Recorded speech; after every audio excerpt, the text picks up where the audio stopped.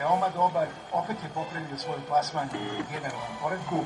Etapu je završio, odnosno specijal je završio kao 50. a etapu kao 48. u generalnom plasmanu. I to je za sada njegov najveći uspeh. A u ovim trenucima na telefonskoj vezi je i naš kolega Predrag Milinković, direktno iz Čilea, iz Južne Amerike. Peđa, sjajan rezultat za Gabora Sagmajstera, 48. mesto u generalnom plasmanu. Kako je protekao današnji dan? Pa Gabor Sagmajster dosta dobro vozi u ovoj oblasti. Prosto time i tako se za kamenu odgovaraju i ušto beleži dobre rezultate.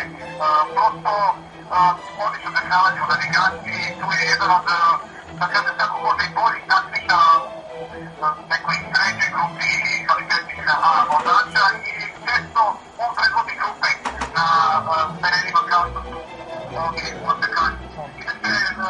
Bio šolski poštijen pilot, naša ekipa koja prati Gabora Sagmajstera u sastavu Vlade Raj, bilo prijatelji od Ročiška, sa nama su žiti još dva slovenačka novinara, Ane Rubat i Urban Verkić i zajedno putujemo i prešli smo već skoro 5.500 kilometara.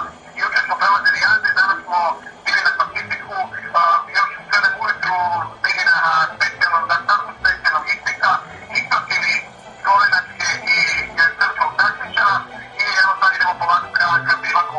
Naravno iskoristili smo malo i preko da uživamo u lepotama Pacifika, juče smo bili na Kanadima, sada na obali okeana, prelepog takmičari, naravno nemaju vremena da se to gledaju, da uživaju, ali bivak pored Kikija uvek se nalazi na samoj obali Pacifika i to je ono što će naravno biti nezaboravno i da takmičar pa taj pogled koliko ne ima vremena moći malo da se okupa jedno. Jeste gledana voda, može da se toplo i sigurno će neki to i iskoristiti. Uglavnom,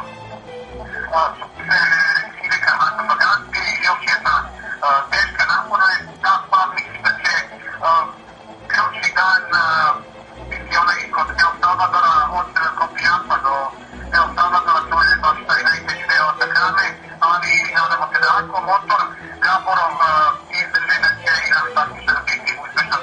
Posjećam samo da je on jedan od ređih koji vozi Dakar Rally sa motorom koji 3 godine igrajući u Putici.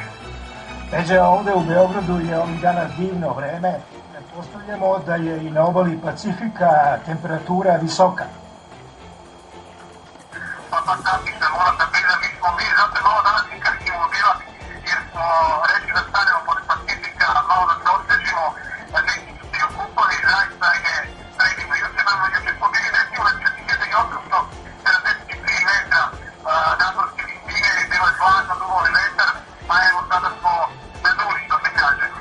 Gabor je također prošao jedan predivan period i uopšte deo ove Južne Amerike, bio u Boliviji, razgovarali čak i sa predsjednikom Bolivije Moralesom koji je došao da običe sve takmičare i da se podeli sa njima, da se fotografiše i zaista nosi predivna iskustva iz Bolivije. Jeste bilo teško, vodili su na velikim nadmorskim visinama, ali kažu da ih je dočekao oko 350.000 ljudi, izuzetan ambijent i prosto svi su bili ponosni što su prvi put došli u Boliviju. Naravno, sad je nova priča, Čile je tu, svaki dan i novi izazovi i ne sme se nikad ništa unapred baš predviđati, jer Dakar je specifičan i uvek postoje neke opasnosti koje mogu da se apaju takmičare. Peđa, hvala ti najlepše, čućemo se i u preostalim danima ovog Dakar Rallija. Pozdrav za Gabora Sagmajstera od naše komentatorske ekipe i od svih vernih gledalaca i navijača iz Srbije. Pozdrav i svim naravno gledalcima Dakar Rallija odavde iz Južne Amerike. Gaboru puno znači ta podrška i naravno što dosta ljudi prati ovo takmičenje. Eto, poštovani gledalci, bio je to naš kolega Predrag Milinković sa lica mesta, dakle iz Ikikea u Čileu.